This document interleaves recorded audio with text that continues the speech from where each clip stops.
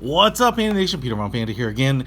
Car FM transmitter. I picked this one up, got it on Amazon too. Again, these things are pretty inexpensive and they're great for the older cars that don't have all the smart features, you know, like Bluetooth, even though that's not really that new, but there are a lot of cars like my Prowler that doesn't have it.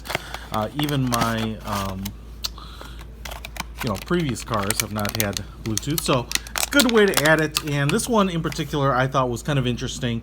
It's probably not a lot different than some of the other ones that you've seen, except for the fact that this has a distinct power button right there. As you can see right there on the red phone, we have a power on, power off, and that is actually, I'm going to sell you on it. It's more important than you think, because I've been using some of these other FM Bluetooth transmitters. You probably checked out videos on them, and when you disconnect and go to other radio stations, dude, you can't hear anything because the FM transmitting by the device is like blocking out every other radio station, so you gotta like pull it out if it doesn't have a power off button. I was like, I'm getting tired of that, so I actually just want one with a power on, power off button so that I can leave it plugged into the port. Now again, you have two USB ports here, a little LCD, call hang up, call answer, play pause, and then you just hold this down. I can't remember, I don't know if it was 3 or 5 seconds to turn it on and off, but you just hold it down to power it on and power it off. I think the display is red here in case that matters to you. It'll show you the FM frequency that you're on, and then advance, and then rewind, and then mode, I believe. So now the next thing we got to try, you can see how big it is. Kind of tapers here. Looks like there's a SD card slot right there as well, and obviously you can charge from it. It doesn't have the power outputs marked here. 2 USB ports, one of which is 2.1 amp USB charging, so not super powerful, but powerful enough so that, especially if you're using your phone to GPS, that should keep it from totally discharging, should keep it juiced up. And you can see the little hole right there for the microphone. Alright, so now the next thing we have to do is put this into a car and try it and see what it sounds like. Alright guys, so I'm in my Fiat. I've disconnected to the onboard Bluetooth. My power port is way down here, so that's going to be one thing that's a little unfair as I plug it in, is that it's a little more out of the way than where a lot of accessory ports are, and so you may or may not have kind of this issue. But as you can see, you know, it's kind of down by my knee, but I'm going to use it this way anyway. So worst case scenario, when I try out the microphone, you know, keep in mind that yours might be a little higher in the console or something like that, and so it might work a little better. So it is flashing BT. I think I just need to connect to it via Bluetooth, which I'll do now. Alright, so I went ahead and connected. Mine came up as FM 36, so I'm connected here, and now I'm going to hit over to mode, and it's set to 106.5. If you hit mode and go to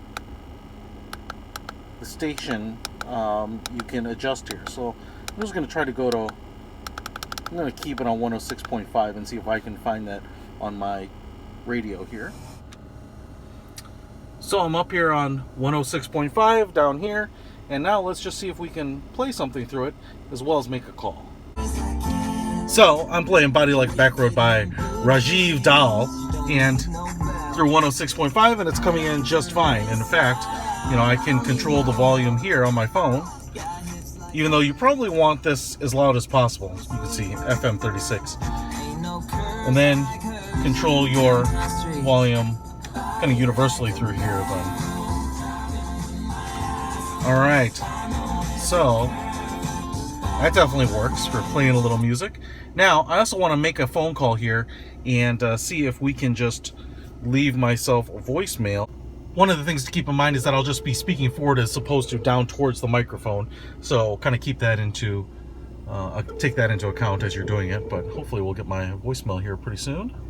What's up, the Panda Nation? Peter Von Panda here, sitting in my Fiat, talking on the FM transmitter. I'm just looking straight ahead right now, and so even though the transmitter is down by my knee, you know, this is kind of the audio quality that you can expect. So my car is running, but I'm not driving. Just FYI.